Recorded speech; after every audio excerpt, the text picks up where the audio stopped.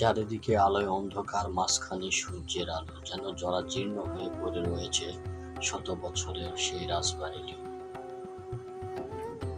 আজকে বন্ধুরা এমন একটি রাজবাড়ি সম্পর্কে আপনাদের আলোচনা করব, যা নওগাঁ জেলার প্রাণকেন্দ্র থেকে মাত্র 6 কিলোমিটার দূরে অবস্থিত। হ্যাঁ বন্ধুরা, এই মুহূর্তে আমরা রয়েছি নওগাঁ জেলার নওগাঁ ঢাকা বাস টার্মিনালের সামনে। আপনারা দেখতেই পাচ্ছেন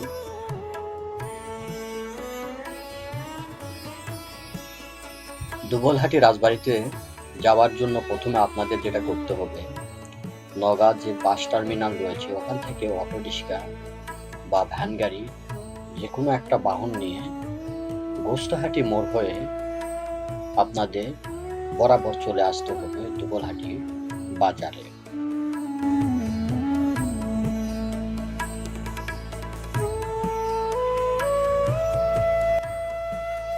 আর দুবলহাটি বাজারের পাশে অবস্থিত দুবলহাটি রাজবাড়ি।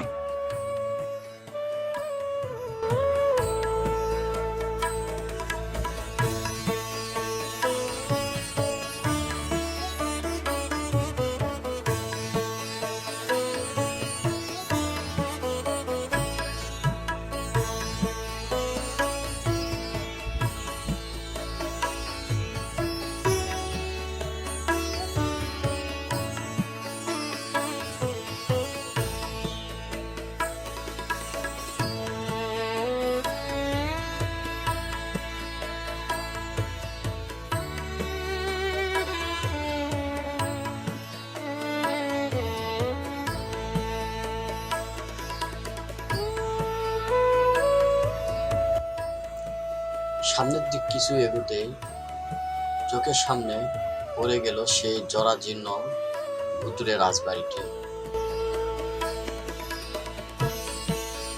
পরিশেষে চলে আসলাম আমরা দুবলহাটি রাজবাড়িতে। এটা রাজবাড়ির সামনের ফটো।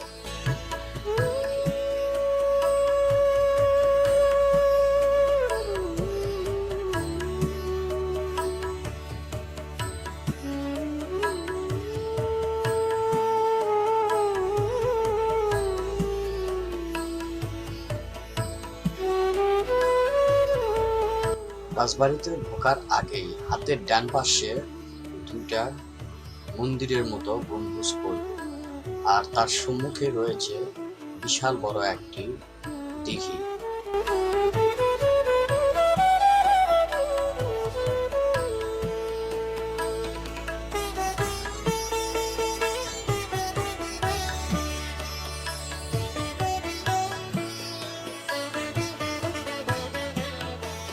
পরিশেষে আমরা রাজবাড়ির ভিতরে ঢোকার জন্য প্রস্তুতি নিলাম।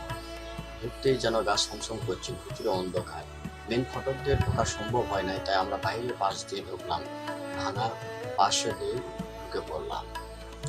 সচরাচর এদিক দিয়ে লোকজন এবং দর্শনার্থীরা যাতায়াত করে। রাজবাড়িটি দেখার জন্য যারা আসে তারা এদিক দিয়ে প্রবেশ করে। মেন গেট এখন বন্ধ রয়েছে।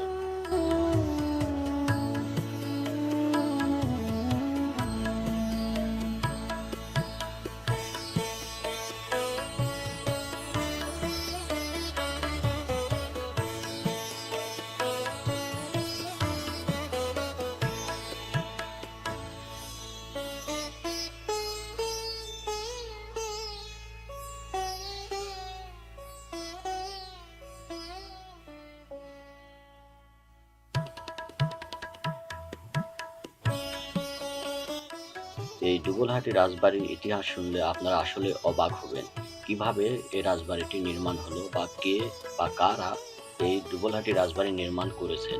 আসুন তাহলে আমরা জেনে নেই আজকের ভিডিওতে। স্থানীয় ঐতিহাসিকদের মতে রঘুনাথ নামে এক ব্যক্তি এ এলাকায় লবণ ও গুড়ের ব্যবসা করতেন। তিনি দীর্ঘলি বিলের মধ্য দিয়ে প্রবাহিত খয়রা নদী দিয়ে নৌকা যুগে দুবলহাটিতে ব্যবসার জন্য আসেন। বর্তমানে সেখানে আর নদীর কোনো অস্তিত্ব নেই বন্ধুরা। তিনি প্রায় প্রতি রাতে স্বপ্ন দেখতেন তাকে কে যেন বলছে, তুই যেখানে নৌকা বেঁধেছিস সেখানে জলের নিচে রাজরাজেশ্বরী দেবীর প্রতিমা আছে, সেখান থেকে তুলে স্থাপন কর। রঘুনাথ একদিন ভোরবেলা জলে নেমে দেখলেন সত্যি সেখানে রাজরাজেশ্বরী দেবীর প্রতিমা রয়েছে। তিনি প্রতিমাটি জল থেকে তুলে একটি মাটির বেদি তৈরি করে প্রতিষ্ঠা করলেন। এরপর তার ব্যবসায় অনেক উন্নতি হতে থাকে। আবার অন্যদের মতে অন্য আরেক ঐতিহাসিক দল মনে করেন দুবলহাটি জমিদার বংশের প্রতিষ্ঠাতা জগৎরাম একজন লবণ ব্যবসায়ী। বাণিজ্য উপলক্ষে দুবলহাটির কাছে গ্রামে এসে বসবাস শুরু করেন এবং বিল অঞ্চল ইজারা পত্তন গ্রহণ করেন। ধীরে ধীরে তারা প্রচুর জমির মালিক হন। কথিত আছে যে এই অঞ্চলে তেমন কোনো ফসল উৎপন্ন না হওয়ায় ভোমামহল অজুহাতে দুবলহাটি জমিদার কই মাছ দিয়ে কর পরিশোধ করতেন। প্রায় 22 কাউন কই মাছ কর হিসেবে দিতেন। রঘুনাথের বিত্ত বৈভবের খবর পৌঁছে যায় সেই সময়কার মুঘল দরবারের নির্দেশে তাকে ডেকে পাঠানো হয় মুর্শিদাবাদ নবাবের দরবারে। নবাব তাকে রাজস্ব প্রদান নির্দেশ জারি করেন। তিনি নবাবকে জানান তিনি যে এলাকায় থাকেন সে এলাকায় শুধু জল আর জল, কোনো ফসল হয় না, তবে বড় বড় কই মাছ পাওয়া যায়। বিষয় বুঝতে পেরে নবাব তাকে প্রতি বছর রাজস্ব হিসেবে 22 কাউন কই মাছ প্রদানের নির্দেশ দেন।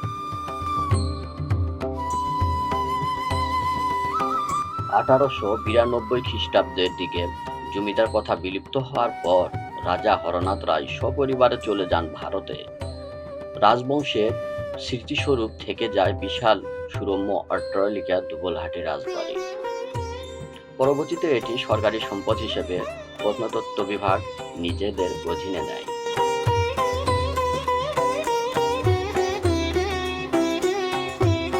এই সুবিশাল রাজবাড়িটি 5 একর এলাকা জুড়ে অবস্থিত।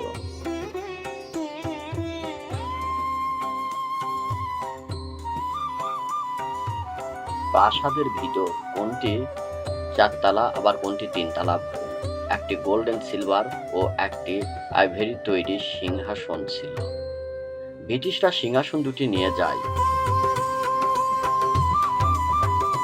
1864 সালে রাজপরিবার উদ্যোগে একটি স্কুল স্থাপন করা হয়।